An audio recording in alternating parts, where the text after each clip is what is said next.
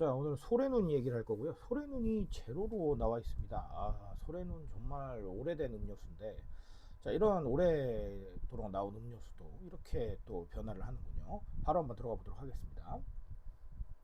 자, 말 그대로 소래눈이 제로 칼로리 버전인 소래눈 제로를 출시를 했습니다. 그래서 이미지 한번 보면요. 네. 뭐 머리까지 시원해지는 느낌. 네, 역시나 이 다람쥐까지 있고요. 역시나 이 패키지는 그대로 유지를 좀 해주고요. 그런 느낌을 푸릇푸릇한 느낌이 나죠. 여기에 이제 제로 칼로리라는 거를 아주 직관적으로 강조를 해서 소래눈 제로라는 부분을 강조를 하고 있습니다. 자, 어쨌든 이렇게 제로화가 여러 방면으로 이루어지고 있는데, 이렇게 장수 음료도 이렇게 나와 있다. 이게 아주 중요한 사실인 것 같아요. 자, 방금 말씀드린 대로 30년 된 음료입니다. 30년 된 음료면 이거 브랜딩 정말 잘 되고 있다는 얘기죠. 사실 뭐 폭발적인 건 아니더라도 이 소래는 또 좋아하시는 분들 굉장히 좋아하시거든요. 뭐 취향을 타긴 하지만 그런 상황인데 이걸 브랜드 자체에 대한 새로운 접근이 아닌가 저는 이렇게 보고 있습니다. 왜냐하면 어쨌든 30년 동안 우리가 읽어온 그 과거가 있잖아요. 근데 그 과거를 부정하는 건 물론 아닙니다만 뭔가 새로운 걸 만나고 싶다는 그런 의지의 표현이 아닐까요? 그래서 상당히 좀 중요한 이슈다라고 생각을 합니다.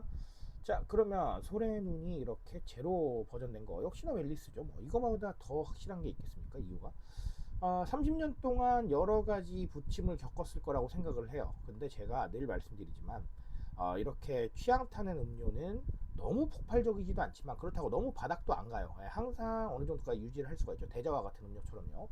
자, 그런 상황인데 여기에서 뭔가 제로를 결합을 한다는 건 조금 더 큰 시장을 바라본다는 거겠죠. 조금 더 큰 시장이라고 한다면 우리가 개척하지 못했던 바로 그 시장을 말할 텐데 결국은 그런 시장을 개척하려면 어느 정도 확신이 필요하고 그 확신을 어디에서 찾았습니까? 네, 제로가 말하는 웰리스에서 찾은 거죠. 사람들이 여러 가지로 웰리스에 반응하니까 이 방향으로 한번 가보자 라는 생각들을 했던 것 같아요. 자, 이렇게 웰리스가 지금 영향을 많이 줍니다. 그냥 우리가 제로를 사는 이런 행동들, 자, 이게 웰리스에 대한 적응일 수도 있겠으나 기업에서는 아예 브랜드를 새롭게 인지시키고 아예 브랜드로 새로운 이야기를 할 수 있는 가능성을 만드는 데 있어서 이 웰리스라는 단어를 굉장히 확실하게 활용을 하고 있는 거예요. 자, 그만큼 사람들이 많이 소비한다는 얘기겠죠. 웰리스에 따라서 여러 가지 상황들이 벌어지다 보니까 이 상황들 타고 여러 가지 상황들이 나오는 거고요. 그 상황들을 또 우리가 봤을 때 이건 되겠구나 라는 확신들을 곳곳에서 얻을 수 있는 거예요. 누가요? 예, 기업이요. 브랜드가요. 그렇다는 거예요. 자, 그래서 웰리스 정말 중요하고요. 이 웰리스에 대한 이야기 앞으로도 정말 그치지 않을 것 같다라는 말씀 드립니다. 자, 그리고 소래눈의 제로. 사실 소래눈에 조금 더 집중한다면 취향 소비에 대한 얘기가 나올 수밖에 없겠죠.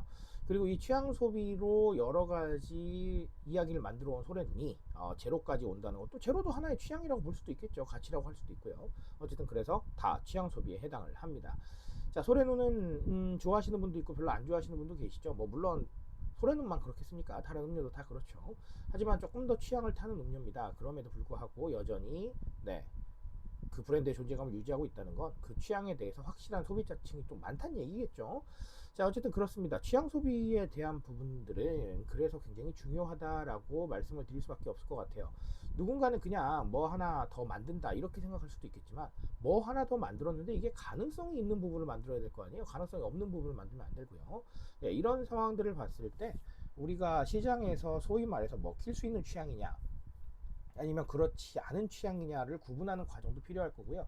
이렇게 조금 긴 시간 동안 브랜딩 하는 것도 당연히 필요할 겁니다.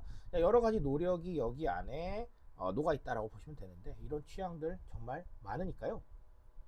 한번 진지하게 한번 생각해 보시는 것도 아주 좋을 것 같습니다.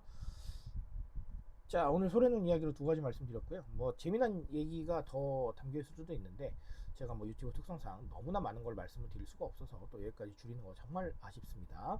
자, 그래서 제가 외부 채널에서 굉장히 여러 가지를 하고 있어요. 제가 성장읽기라는 채널에도 나가고 있고요. 그리고 또 마케팅 학교에서 또 트렌드 얘기하고 있거든요. 그런 부분들 좀 참고해 주셔도 아주 좋겠습니다. 자, 여기까지 말씀드리고요. 저는 조금 더 좋은 얘기로 돌아오도록 하겠습니다.